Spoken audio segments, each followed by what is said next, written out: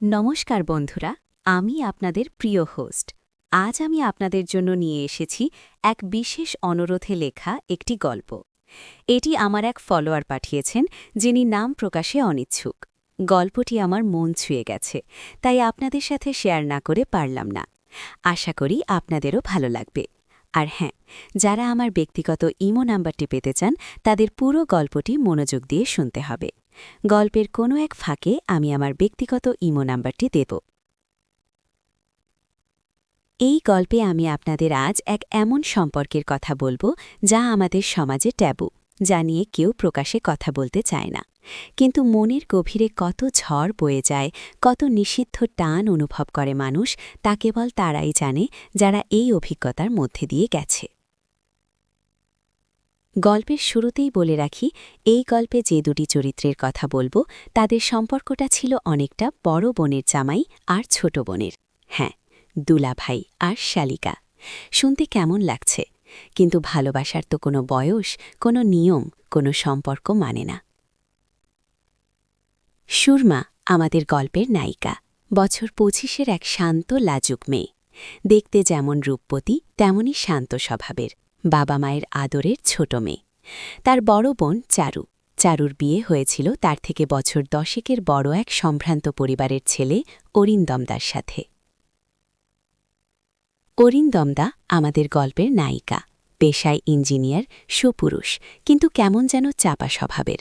মুখে সবসময় একটা শান্ত সৌম্য ভাব লেপ্টে থাকত, কিন্তু তার চোখের গভীরে কি লুকিয়ে থাকত তা একমাত্র চারুই জানত, কিংবা হয়তো সুরমা। সুরমা তখন কলেজে শেষ বর্ষে পড়ে। প্রায় সে চারুদের বাড়ি যেত, কারণ সে তার বড় বোনকে খুব ভালোবাসত, আর চারু ও তার ছোট্ট বোনকে পেয়ে খুব খুশি হতো। চারু জানত অরিন্দমদা সুরমাকে নিজের ছোট বোনের মতোই ভালোবাসে, হয়তো একটু বেশি, কারণ অরিন্দমদা সবসময় সুরমার সব আবদার শুনত, সব বায়না মেটাত। সুরমার পছন্দের জিনিসগুলো সে চারুর চেয়েও ভালোভাবে মনে রাখত।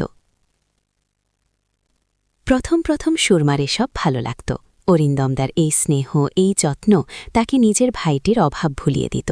কিন্তু ধীরে ধীরে সুরমা নিজের মনে এক অদ্ভুত পরিবর্তন অনুভব করতে লাগল।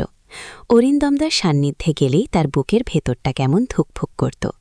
অরিন্দমদার হাসি মুখ দেখলে তার নিজেরও মন ভালো হয়ে যেত।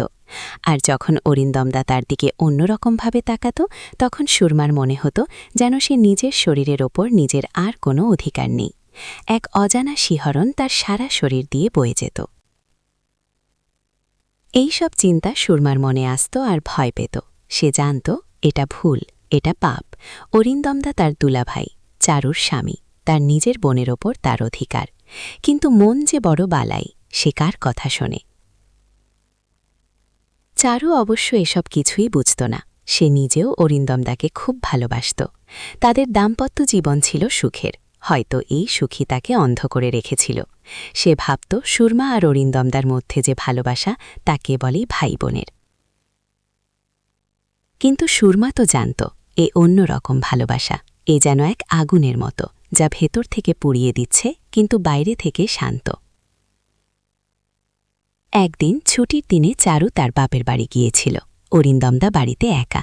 সুরমাও সেদিন চারুদের বাড়িতেই ছিল। মা বাবা দুজনেই বাইরে কোনো আত্মীয়ের বাড়িতে নিমন্ত্রণ রক্ষা করতে গেছেন। বাড়িতে শুধু সুরমা আর অরিন্দমদা। সুরমা বসার ঘরে বসে বই পড়ছিল, কিন্তু মন ছিল না বইয়ের পাতায়। সে জানত অরিন্দমদা অন্য ঘরে আছে। তার উপস্থিতি টের পেলেই সুরমার ভেতরটা কেমন করে উঠত। হঠাৎ দরজার কড়া নাড়া শব্দ। সুরমা চমকে উঠল। কে আসতে পারে এই অসময়ে? সে উঠে গিয়ে দরজা খুলল। দেখল অরিন্দমদা দাঁড়িয়ে আছে। তার হাতে এক থালা ভর্তি গরম গরম বেগুনি আর এক কাপ চা। সুরমা অবাক হয়ে বলল, এটা কি দুলাভাই? অরিন্দমদা হাসল, সেই মিষ্টি হাসি যা সুরমাকে সবসময় মুগ্ধ করত। বলল, তোমার জন্য।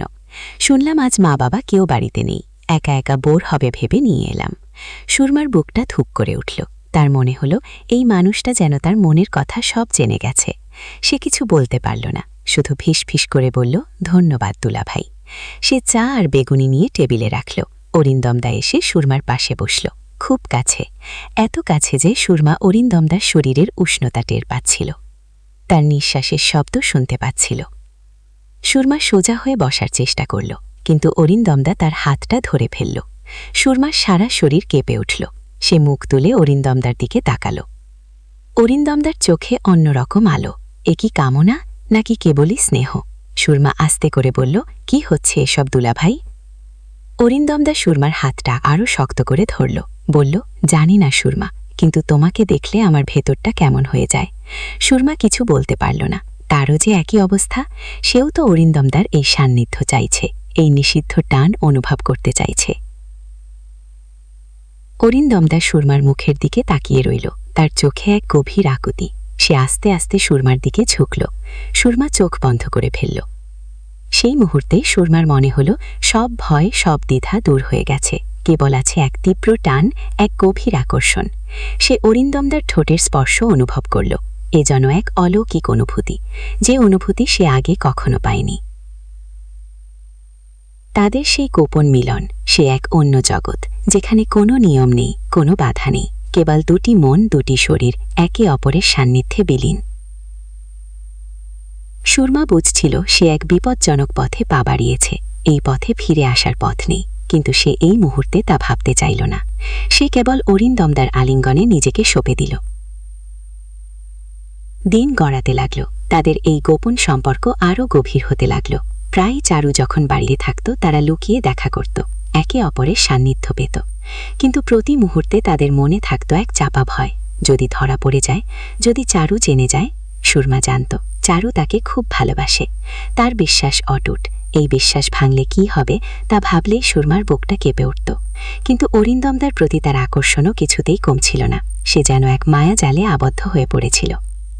একদিন সুরমা বাজারে গিয়েছিল। চারু তার কাছে এসে বলল, জানিস তো, অরিন্দমদা কেমন যেন হয়ে যাচ্ছে।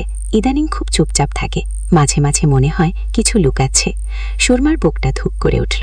সে কিছু বলল না, কিন্তু মনে মনে কেঁপে উঠল। চারুর এই কথাগুলো তার মনে নতুন করে ভয়ের সঞ্চার করল। চারু বলে চলল, কাল রাতেও দেখছিলাম অরিন্দমদা জানালার ধারে দাঁড়িয়ে কি যেন ভাবছিল। আমি জিজ্ঞেস করলাম কি হয়েছে। ও বলল কিছু না, কিন্তু আমি ঠিক বুঝতে পারছিলাম ও কিছু একটা ভাবছে। সুরমা চুপচাপ চারুর কথা শুনছিল।